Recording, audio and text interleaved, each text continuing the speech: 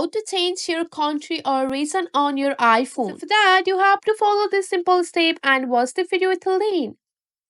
First step is that you have to open up your setting here. And once you have opened up your setting, at the top of the setting menu, you have to tap on your Apple ID. So this is the section with your name and your profile picture. Just go for that.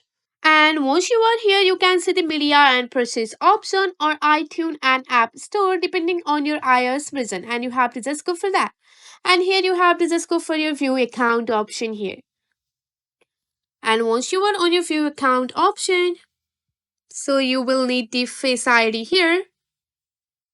And here you can find your country or region. So you have to tap on your country or region. Once you have tap on your country or region, so here you can see that the page has been loading on my screen, and you can just go for the change country or region, and you have to choose the country that you want to go for. And after that, you have to just go for that and tap on the done option, and you have to agree the terms and condition here like this. That's it. I hope this video will be helpful for you. Thanks for watching.